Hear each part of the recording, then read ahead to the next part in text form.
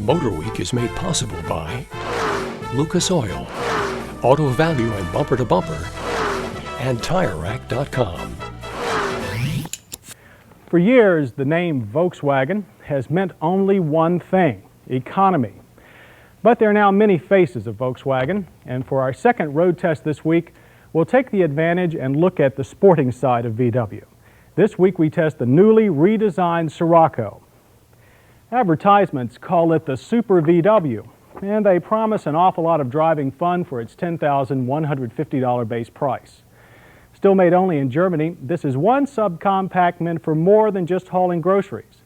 Does it live up to its billing? Now's your chance to find out. The Volkswagen Scirocco has been around since 1974. The 1982 version is its first redesign and retains most of the old mechanical features closely shared with the boxy Rabbit. New refers mostly to a sleek body and handsome interior, both developed by Airdate Design, one of the leading Italian styling firms. There's only one drivetrain, the Rabbit's fuel-injected 1.7-liter four-cylinder, and a 5-speed manual that sports an overdrive fourth and super economy fifth gear. The Scirocco has always been good-looking, and the new body carries on the tradition.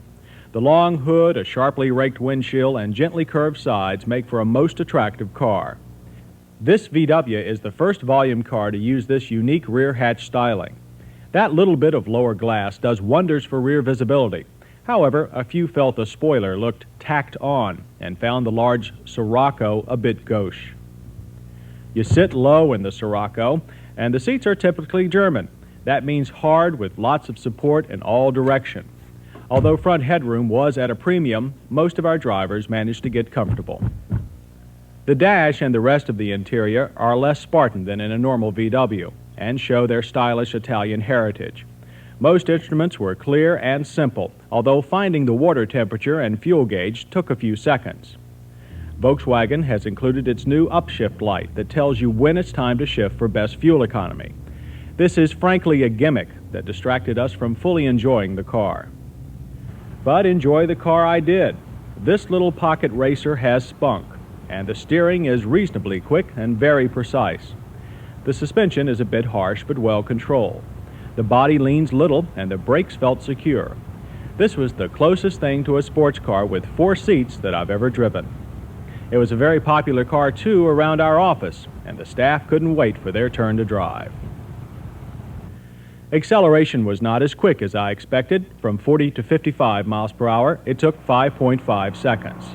The sporty-sounding engine made it seem quicker, a good showing nonetheless.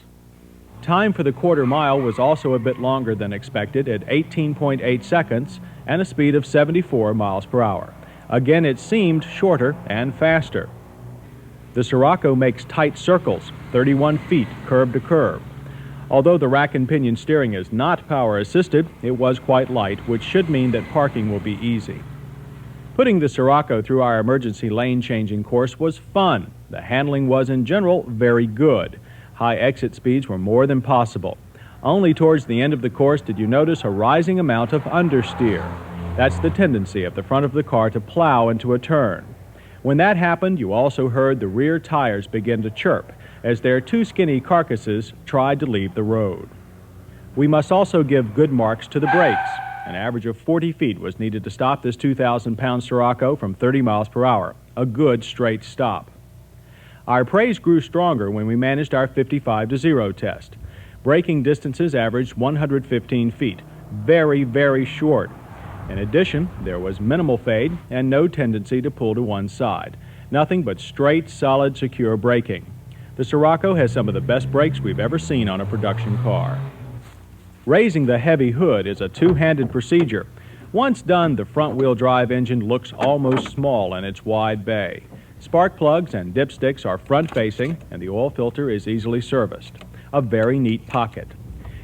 VW claims to have solved the oil consumption problems that have plagued these Rabbit engines, and our car was too new to have any complaints. The Scirocco is a 2+2 coupe, meaning that 2 adults will find comfort in the front and 2 children might get along in the rear. There is very little head or leg room in the back seat. But if there's only two of you, the rear seat folds almost flat to provide a station wagon-like cargo compartment. Space is well utilized in this small car. On the open highway, that engine noise we found so enjoyable before became a little annoying. However, the Scirocco is well insulated for a small car and reasonably quiet. Visibility was also rated okay, though using the outside mirrors for lane changing is a necessity. Since this is a Volkswagen, it's not surprising to find the EPA fuel economy is 28 city and 41 highway. Our test car turned in a consistent range of 30 to 36 miles per gallon. The 1982 Volkswagen Scirocco does live up to its billing. It's fun, even super to drive. In these days of ballooning prices on all cars, particularly sports cars, it's a very reasonable alternative. At the same time, remember it's a VW.